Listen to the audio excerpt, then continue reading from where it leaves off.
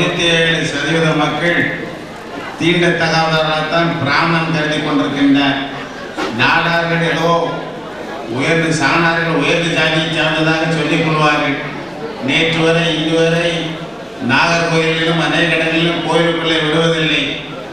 அவர்களை தீண்டத்தகாதவர்தான் கருதி கொண்டு வருகிறார்கள். சாணனை பற்றி பார்ப்பன் என்ன பாடியிருக்கான் தெரியுமா?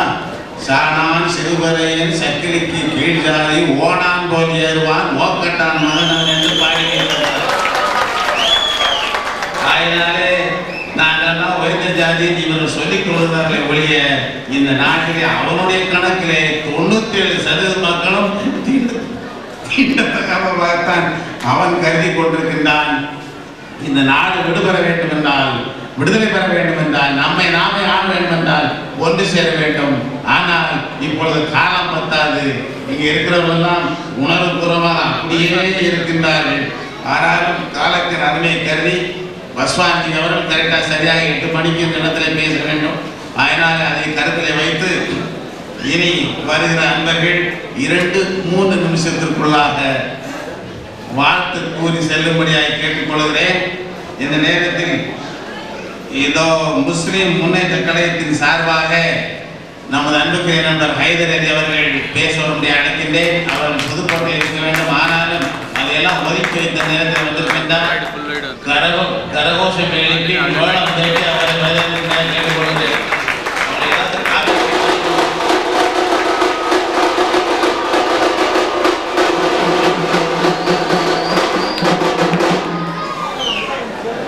அளவற்ற அருளாளனும் நிகரற்ற அன்புடையதுமாகிய ஏக வல்ல இறைவனை போற்றி புகழ்ந்த வண்ணமாக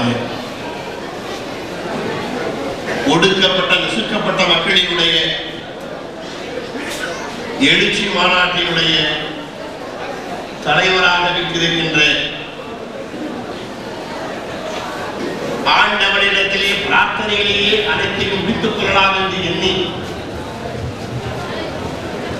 பிரார்த்தனை மட்டும் செய்யுங்கள் என்று சொல்லிக் கொண்டிருந்த கூட்டம் இன்றைக்கு களத்திலே வந்து போராட துணிந்து விட்டது என்பதை எச்சரிக்கை மூலமாக போராளியாய் இருக்கின்ற அன்பிற்கினிய பேராயர் இஸ்ரா சக்ரவர்களே,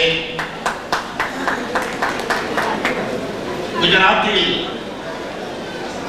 மனிதநேய மிக்கவர்களை கொண்டு குவிக்கிறார்கள் என்று தெரிந்தவுடனே சொல்லால் உன்னோடு உறவுடையவன் என்று சொல்லாமல் சிறுபான்மை மக்களுக்கு தீங்கு வந்தால் என் பிணத்துக்கு மேல்தான் வரும் என்று சொல்லி திரிந்தவர்களுக்கு மத்தியிலே செய்து காட்டிய ராம்விலாஸ் பாஸ்வானே,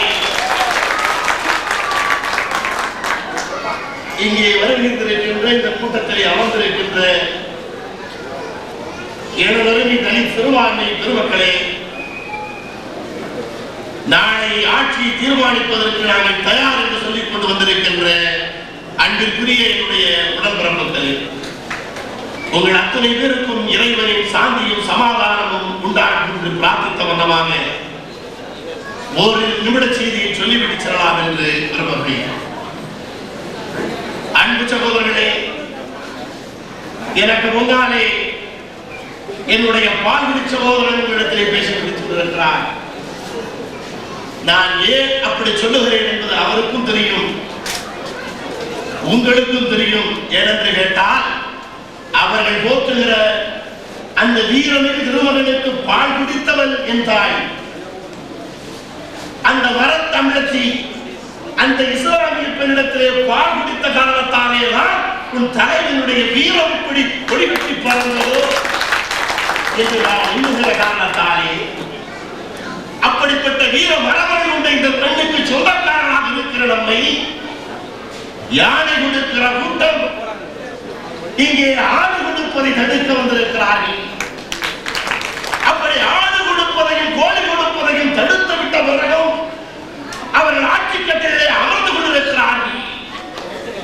திண்ணியத்திலே வளர்த்தி தருவார்கள், வேடச்சத்தூரிலே சிறுநீரை தருவார்கள், மத்திய பிரதேசத்திலே மாட்டை இறப்பதற்காக மனிதர்களை அனுப்புவார்கள், களத்திலே பணியாற்றிவிட்டு களைப்பாடுவதற்காக கோயிலுடைய திண்ணையிலே இறந்தவரை ராமன் என்கிற தலித் சகோதரனை அவன் திண்ணையிலே இருந்த காரணத்தாலே தீட்டடைந்து விட்டது என்பதற்காக குஜராத்திலே 2 மாதத்திற்கு முன்னாலே கொன்றளித்தார்கள். அது மட்டுமல்ல, திண்ணியமும் வேடச்சத்தூரும் தூரத்திலே இல்லை என்று சொல்லுகிற மாதிரி மதுரையிலே கீழ்புறப்பூரிலே கடந்த 22ஆம் தேதி முத்துவாரி என்கிற சகோதரியுடைய முகத்திலே மனத்தை பூசியிருக்கிறார்கள். இதற்கெல்லாம் நீங்கள் என்ன செய்ய போகிறீர்கள்? இதற்கெல்லாம் மாநாடும் ஆர்ப்பாட்டமும் போதும் நினைத்துக் கொண்டிருக்கிறீர்களா என்பதை தீர்மானிக்க வேண்டியவர்கள் நீங்கள். தலைவர்களை நம்பி பயனில்லை, தலைவர்களை நம்பி பயனில்லை. திறன் வாருங்கள், நீங்கள் தான் தலைமை தாங்குவதற்கு சரியானவர்கள். மார்க்ஸ் சொல்வார், தொழிலாளி வர்க்கமே இழப்பதற்கு உனக்கு ஏதுமில்லை, அதற்காக நீ புறப்பட்டு வா, புரட்சி செய்ய என்று. நான் சொல்லுகிறேன், இழப்பதற்கு உனக்கு ஏதுமில்லை, அதற்காக புறப்படுங்கள், போட்டொடுக்க நாம் தலைமை தாங்குவதற்கு தயாராக வாருங்கள். நாம் அட்டுழியங்களை அழித்தொழிப்போம். யாரெல்லாம் நம்மை ஆதிக்கம் செய்ய விரும்புகிறார்களோ அவர்களுக்கெல்லாம் பாடம் கட்டுவோம். ஏனென்றால் இன்றைக்கு உங்களிலே இருக்கக்கூடிய சிலர் நேர்முகமாகவும் மறைமுகமாகவும் காஞ்சி இடத்திலே அடிபணிந்திருக்கிறதையும் பார்த்துக் கொண்டிருக்கிற காலத்தாலே தலைமை தாங்குவதற்கு புறப்படுகிறா என்று கூறி விடைபெறுகிறேன். நன்றி.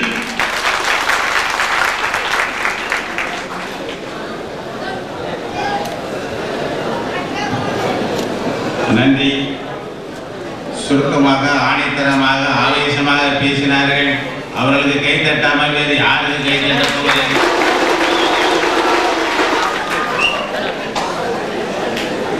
அடுத்து நம்மிலே தென்னிந்திய திருச்சபை சென்னை பேராயத்தின் சார்பாக அருள் திரு சம்பத் பகவான்தாஸ் அவர்கள் ஓரிரு நிமிடங்கள் வாழ்த்துரை வழங்குவார்.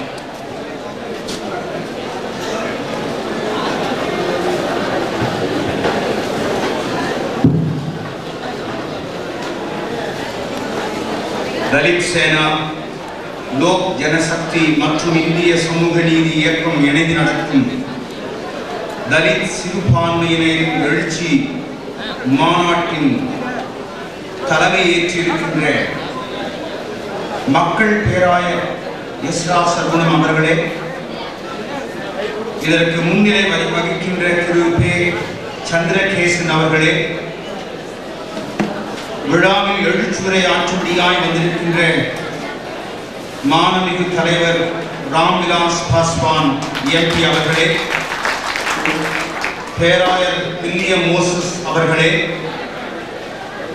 மற்றும் மேடையில் அமர்ந்திருக்கின்ற ஆண்டோர்களே, எழுச்சி மாநாட்டில் பங்கு பெற்றுக் கொண்டிருக்கின்ற எழுச்சி மிகு அன்பர்களே, சகோதர சகோதரிகளே, நண்பர்களே, உங்கள் அனைவருக்கும் எல்லாம் வல்ல இறைவனின் பெயரால் வாழ்த்துதலை தெரிவித்துக் கொள்கிறேன். பேராயர் எஸ்ரா சர்க்குணம் அவர்கள் கிறிஸ்துவ சமயத்துக்கு மற்றும் சொந்தமானவர் அல்ல. அவர் நாம் அனைவருக்கும் சொந்தமானவர். அவர் இந்த நாட்டில் உள்ள சிறுபான்மையினர் அனைவருக்கும் சொந்தமானவர்கள். இப்படி ஒரு எழுச்சிமிகு மாநாட்டை அவர் நடத்திக் கொண்டிருக்கிறார்கள். A rare phenomenon in the history of Indian politics. A leader who did not hesitate to throw away his ministerial chair, who even went to the extent of sacrificing the highest position that he was holding. Honorable Ramvilas Paswan ji, the savior and messiah of the Dalit and minorities. Hats off to you. இந்த மாநாடு எழுச்சியோடு நடைபெற்றுக் கொண்டிருக்கிறது. என்ன நடந்து கொண்டிருக்கிறது என்று நமக்கு ஒன்றும் தெரியவில்லை. கிறிஸ்தவ நம்பிக்கையிலே பாவம் செய்பவர்கள் பாவ மன்னிப்பு கோருவார்கள் இறைவனிடத்திலே. ஒரு சிறு ஜெபம் உண்டு, கிறிஸ்தவ அன்பர்களுக்கு தெரியும். இறைவனே, செய்யத்தக்கவைகளை செய்யாமலும் செய்யத்தகாதவைகளை செய்து வந்தோம். We have done what we should not have done and we have not done what we should have done. அதுதான் இப்போது நடைபெற்றுக் கொண்டிருக்கிறது. மைய ஆட்சியை நடத்திக் கொண்டிருப்பவர்களும் மாநில ஆட்சியை நடத்திக் கொண்டிருப்பவர்களும் எதை செய்ய வேண்டுமோ அதை செய்வதில்லை, எதை செய்யக்கூடாதோ அதை செய்து கொண்டிருக்கிறார்கள். மக்கள் வறுமை கோட்டிற்கு கீழ் வாழ்ந்து கொண்டிருக்கிறார்கள். மக்கள் மாக்களைப் போல் நடத்தப்படுகிறார்கள். வேலை வாய்ப்பின்றி இளைஞர்கள் அணிந்து கொண்டிருக்கிறார்கள். ஆனால் செய்ய அவசியமான இவைகளை செய்யாமல் செய்ய தகாதவைகளை செய்து கொண்டிருக்கின்ற அரசுகள் நம்மை ஆண்டு கொண்டிருக்கின்றன. ஆடு கோழிகளை பலியிடுவதற்கு தடை, இதற்கு நாடு முழுவதும் விவாதம். கோயிலை அயோத்தியில் கட்டுவோம் என்கிற புக்கணிப்பு, மதமாற்ற தடை சட்டம், இவைகள் சாமானியனுக்கு அவசியமானவைகளா? வேலை வாய்ப்புகளை பெருக்குதல், வாழ்க்கை தரத்தை உயர்த்துதல், இவைகள் அல்லவோ அரசுக்கு உள்ள பொறுப்புகள். இவைகளை எல்லாம் விட்டுவிட்டு இன்று அவசியமற்றவைகள் ஈடுபட்டுக் கொண்டிருக்கின்ற அரசுகளால் நாம் மையத்திலும் மாநிலத்திலும் ஆண்டு கொண்டு வரப்படுகிறோம். விழித்திட வேண்டிய அவசியம் உண்டு. இப்படிப்பட்ட எழுச்சி மிகு மாநாட்டை உறுதி செய்த மக்கள் பேராயர் அவர்களையும் இணைந்து அதை நடத்துகின்ற திரு சந்திரகேசன் அவர்களையும் திரு பி ஆனந்தன் அவர்களையும் கிறிஸ்தவ சமுதாயத்தின் சார்பிலே இங்கிருக்கின்ற சிறுபான்மை அன்பர்களின் சார்பிலே நான் வாழ்த்த விரும்புகிறேன், நன்றி பாராட்ட விரும்புகிறேன். ஒன்றை மாத்திரம் சுட்டிக்காட்டி நான் இந்த உரையை முடிக்க விரும்புகிறேன். இன்று மதமாற்ற தடை சட்டம், அதில் பாதிக்கப்படுபவர்கள் யார்? மதத்தை மாற்றுபவன் தேச துரோகி என்று வர்ணிக்கப்படுகிறார். தேசத்தை மாற்றுபவன் தேச பக்தன் என்று வர்ணிக்கப்படுகிறார். இன்று தலித் சிறுபான்மை மக்கள் மதமாற்றம் செய்து கொள்வது தங்கள் உரிமை என்று அவர்கள் உணர்ந்து அதை பயன்படுத்தும் பொழுது அதற்கு தடை. பீகாரிலும் குஜராத்திலும் மதம் மாறின தலித்துகள், பழங்குடி மக்கள் மதம் மாறின அதே காட்டில் சென்று விறகுகளை பொறித்துக் கொண்டுதான் இருக்கிறார்கள்.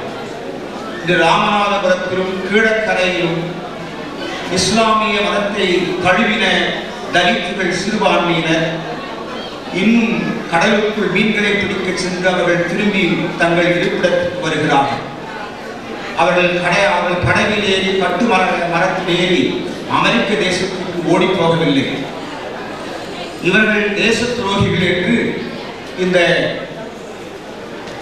சாதிய வர்க்க அரசுகள் உத்தரவை